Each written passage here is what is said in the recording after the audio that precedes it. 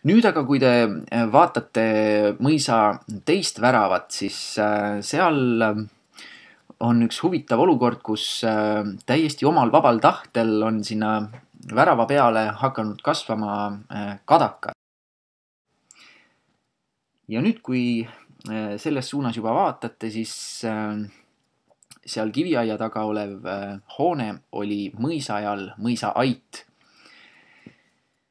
Nüüd on aga küsimus, et miks oli väiksel karjamõisal vaja nõnda suurt aita? Proportsiooni poolest on see ju peaaegu juba võrreldav mõisa peahoonega. Teen siin ääremärkuse, et mõisaajal oli ju peahoone ühekordne. Just.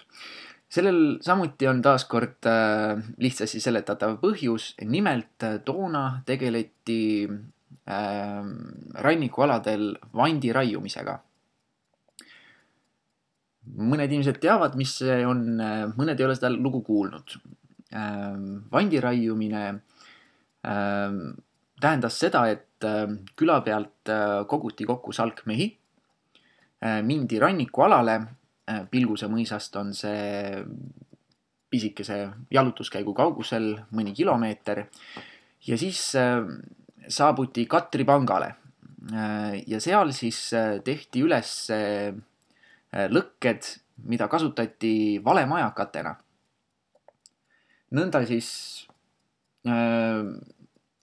põletati valemajakaid ning võõrad laevad arvasid, et kui on majakas, järelikult on ka sadam.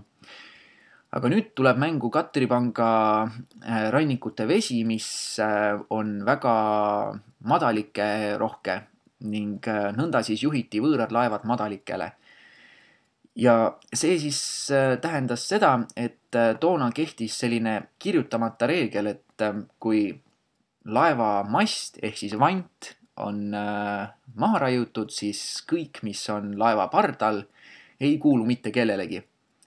Nõnda siis anti laevas olnud meeskonnale valida, et kas lahkute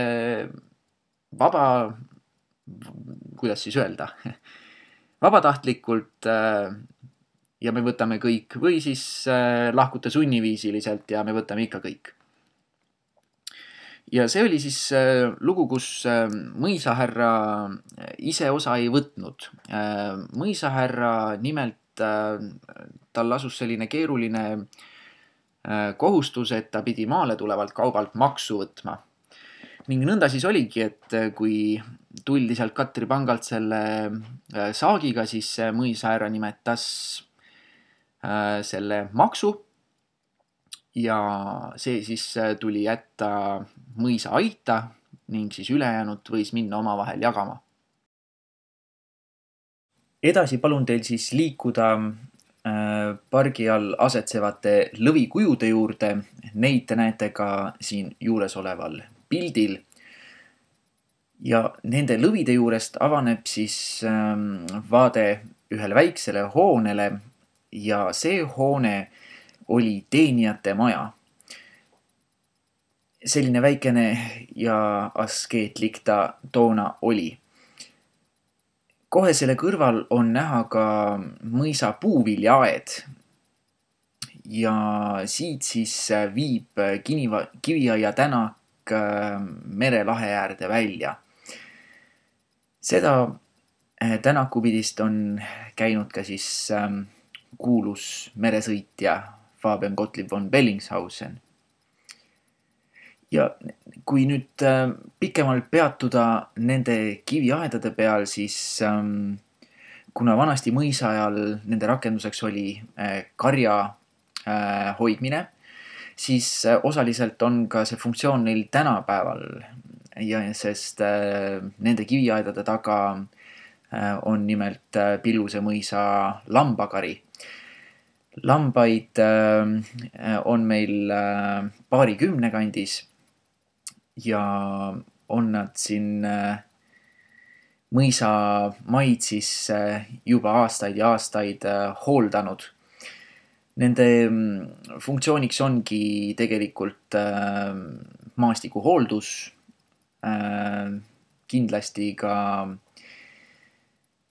mõisaperel endal jõulude ajal on praad laua peal ja lisaks sellele, kuna siin piirkonnas liigub ringi ka madusid, siis lambad on need, kes liiguvad siin mõisa ümber ringi ja sellega siis peletavad minema maod, sest maod teadagi soovivad rahu ja vaikust.